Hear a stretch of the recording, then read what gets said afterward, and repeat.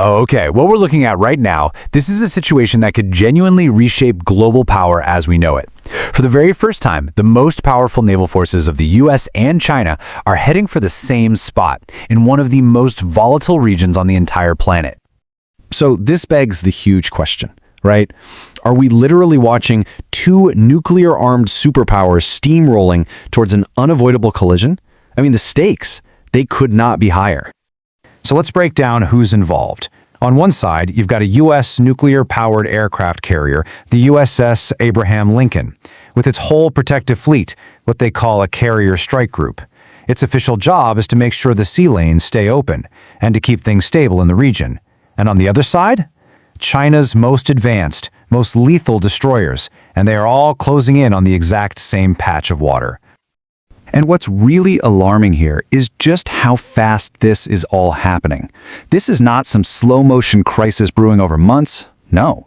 The Lincoln leaves the Pacific, and bam, just 10 days later, the Chinese fleet is on the move. We're talking about them converging within days of each other, right as these massive military drills are about to kick off. The pace is just breathtaking. So, what's really going on here? Why this sudden, rapid deployment?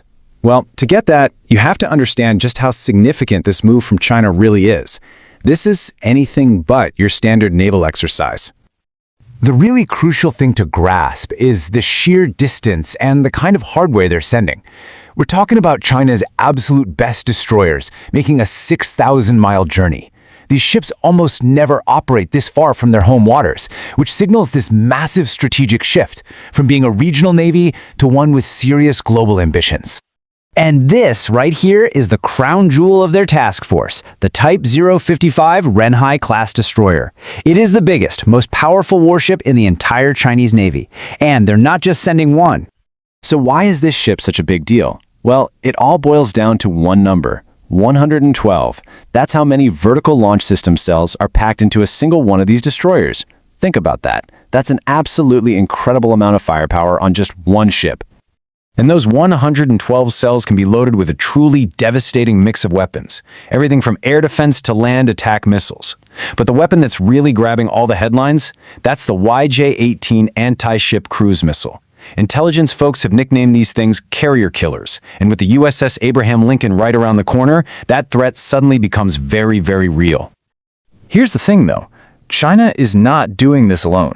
This big power play is actually part of a much larger, coordinated effort that involves two other major players. You see, this whole deployment is timed perfectly to line up with these recurring Marine Security Belt exercises. But here's the catch. Sources are saying that this year the drills have been pushed up and expanded, and it looks like it's a direct response to recent U.S. naval moves in the area. And here are the partners in crime, so to speak. China's bringing its newest, baddest destroyers. Russia is sending warships all the way from its Pacific Fleet. And Iran? Well, they're the host, providing the location and, crucially, its own powerful coastal defense network. This isn't just a drill. It's a three-nation naval bloc working together, staring right at the U.S. presence. Now officially, if you ask Beijing, they'll tell you this is all a defensive maneuver. They love to use the word counterbalance. But let's be real, the message underneath is crystal clear. This is a show of force, and it's designed to make the US think twice about taking any kind of military action against their partner, Iran. So that brings us to the big questions. Why here and why now? To really understand the timing, we have to zoom out and look at the bigger picture. This is about way more than just a few warships doing exercises. It all comes down to this one number, 20%.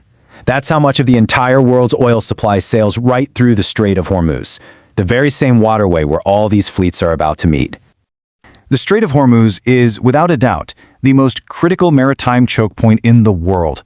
If you can control this narrow little passage, you basically have your hand on the lever of the global economy. And that's exactly why China, which gets over 40% of its oil from this very strait, is willing to risk a standoff. It's all about protecting its energy lifeline.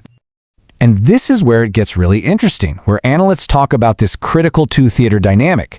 You see, as the U.S. pulls its top carrier out of the Pacific and sends it to the Middle East, China sees an opening, and they're taking it. By showing they can bog down a U.S. carrier group near Iran, they're sending a crystal clear message to Taiwan. And that message is, hey, don't count on the Americans showing up to help you. All of this together creates an incredibly tense, incredibly dangerous situation. Which brings us to our final and, honestly, most critical point, the enormous risk of miscalculation. Okay, let's just do a quick rundown of the firepower here. The U.S. carrier group has roughly 270 defensive missiles to shoot down incoming threats. But the alliance of China, Russia, and Iran can launch a combined wave of over 200 anti-ship missiles all at once. And that's not even counting Iran's huge arsenal of missile batteries sitting on the coast. The fundamental problem here is something called a saturation attack. The idea is simple. You just fire so many missiles at once that you completely overwhelm the enemy's defenses. The sheer volume of incoming fire from the alliance could just swamp the carrier group.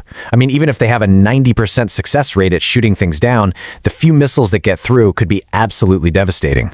But in the end, it really all comes down to people. You have warships from 4 different countries, all operating in this tiny, crowded space under immense pressure. All it would take is one mistake, a nervous officer, a garbled radio call, a glitch on a radar screen, and that could be the spark that ignites a full-blown conflict. And that leaves us with a really unsettling final question. When you have this much advanced firepower, this much raw tension, and these kinds of global stakes all crammed into one tiny patch of water, you have to wonder, is a conflict not just possible, but maybe even probable? The entire world is holding its breath, just watching to see if a mistake can be avoided.